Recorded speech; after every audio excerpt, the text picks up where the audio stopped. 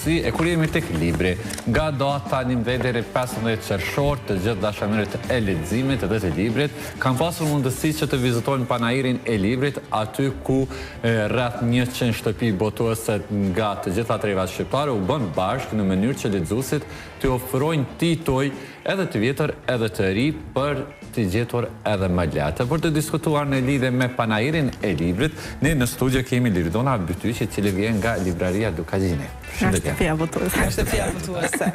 Patjetër që pjesë e panairit të librit ka qenë edhe shtëpia botuese Dukagjini, ku tituj të shumtë të rinj kanë qenë besoj prezent. Po, shtëpia botuese Dukagjini tash mbi 3 dekada është aktive dhe sjell tituj të rinj në gjuhën shqipe. Ne jemi munduar që edhe këtë panair të sjellim tituj të rinj. Kemi edhe tituj që i kemi pasur edhe në panairin e Tiranës, që mbahet në nëntor, por që janë tash kanë qenë tituj të rinj për këtë panair. Kemi mbi 50 tituj të rinj për këtë panair në Prishtinë dhe të cilët janë mirëpritur shumë nga lexuesit dhe nga dashamirët e librit dhe që po besoj që të jetë një shtys edhe më e madhe për ne, për të vazhduar edhe me tituj të rinj, për shkak se lexuesit i mirëpresin titujt dhe gjithmonë kanë edhe secili prej lexuesve që vjen ka edhe kërkesat e tyre, madje shpeshherë kanë edhe sugjerime, të cilat ne dhe na gëzojnë gjithmonë. Kështu që mendoj që ky panair ka qenë shumë i suksesshëm për ne. Numri i personave që kanë marrë pjesë në panair, i vizitorëve, domethënë ka qenë, mendoj, i kënaqshëm.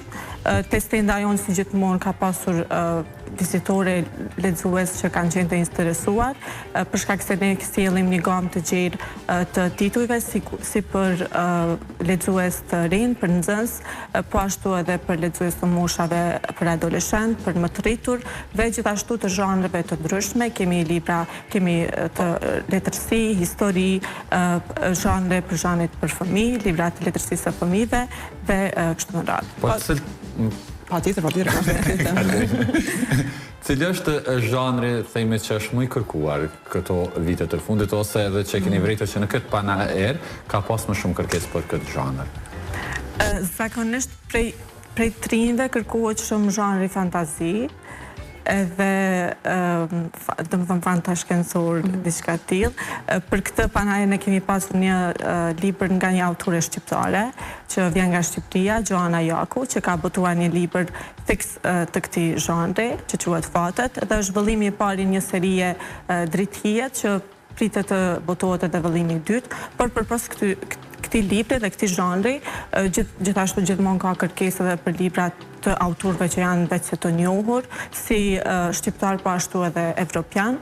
Kështu që këta libra, madje janë edhe libra parapsikologjik që ne kemi edhe libra biografisë, që është Frida, dhe varësisht prej llojit të lexuesve dhe çka kanë ata preferenca, secili e merr atë që i pëlqen. Po, çmimet besoj kanë qenë më të lira se sa zakonisht që janë në për raftet e librarive, apo jo? Ne mundohemi gjithmonë që çmimet në panair të jenë të ulta, në mënyrë që të gjithë ta kanë mundësinë të kenë një libër. Kështu që në këtë panair ne kemi vendosur që të vëmë me 30% zbritje të gjithë titujt. Një zbritje fantastike. Kështu që ka pasur edhe libra me çmime që kanë qenë shumë të ulta, madje ka pasur edhe shpeshherë edhe komente që janë shumë lirë.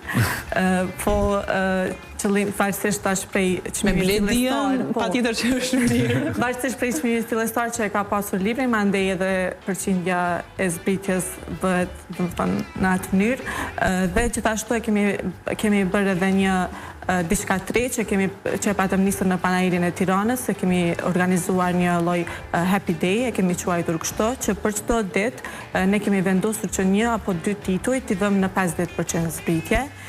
Dhe në këtë mënyrë, po ashtu e kemi organizuar edhe një të ashtu quajtur Rrota e Fatit, ku lexuesit kanë pasur mundësinë që të marrin ose ndonjë libër falas ose të marrin më shumë zbritje se sa Kjo rrota e fatit kushtrim më shumë shpesh edhe tek libraria Dugagjini. Nuk e di nëse ke pas fatin në njëherë aty. Atë kemi vendosur vetëm në një interval kohor. Po, e vërtet.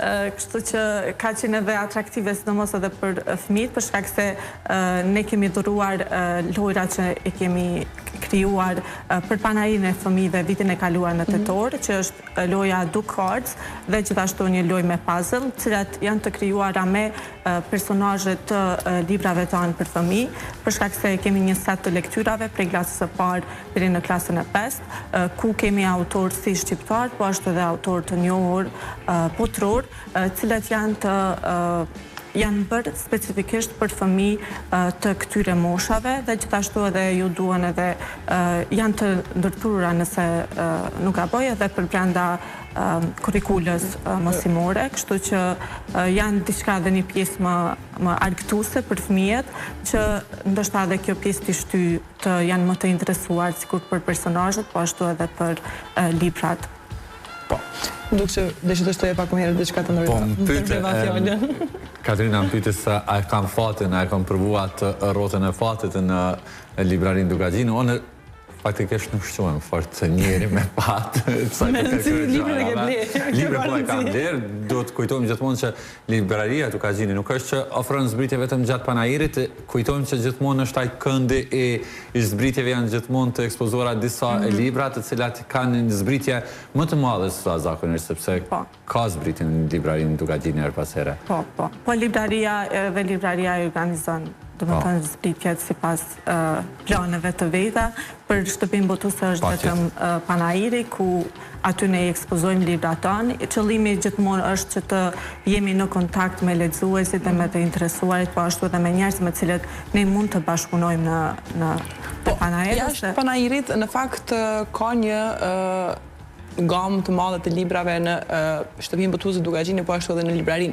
Cilat ndoshta në gjatë tërë vitit, cilat janë libra të cilat kërkohen ose janë më të shitur më shumë? Cili zhanri librave?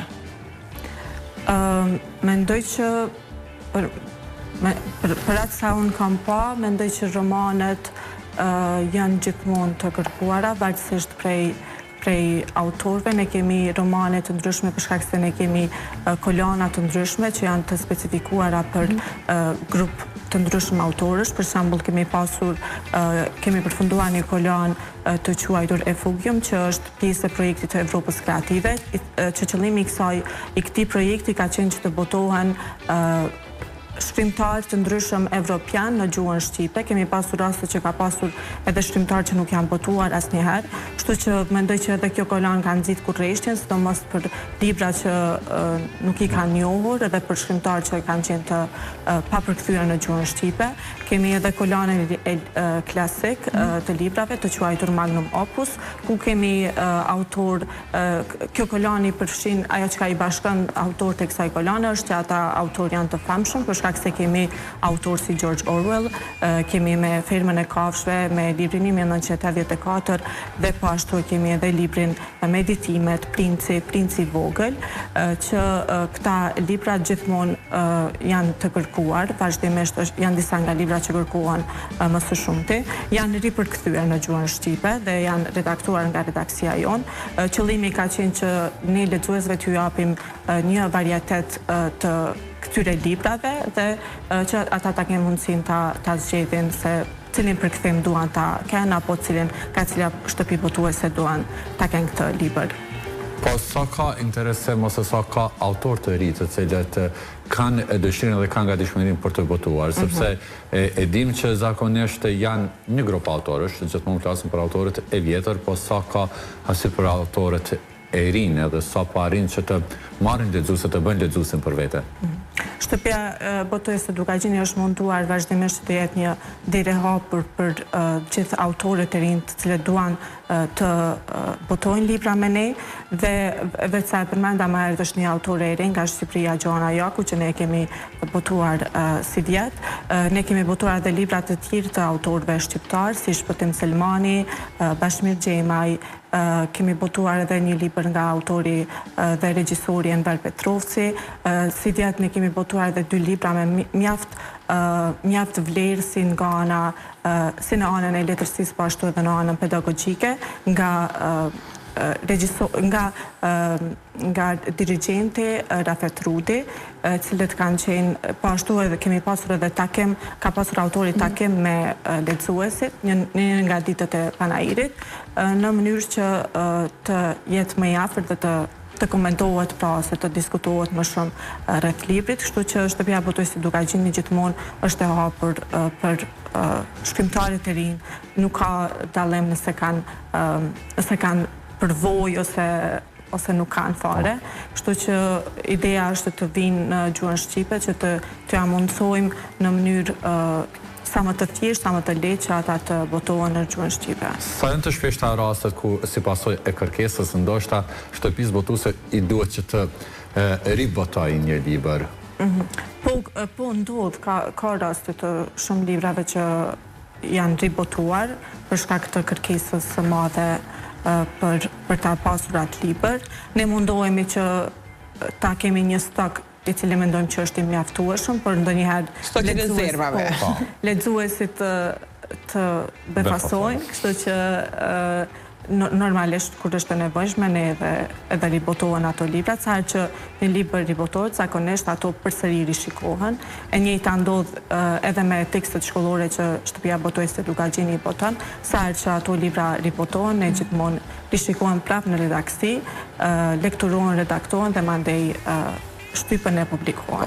Perdona, faleminderit shumë që ishe pjesë e Rreth e Rrotullt dhe po ashtu faleminderit për librat që ke sjellë sot për mua dhe kushtrimet. Faleminderit edhe juve për ftesën.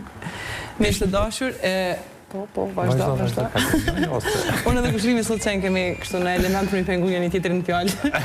Ne sot si duket nuk parim që të koordinohemi, por pa tjetër që e rëndësishme është të kemi këtë komunikimin e duhur me publikun. Ne ishim së bashku gjatë kësaj periudhe, para se t'ju përshëndesim, njoftojmë që të ndjekim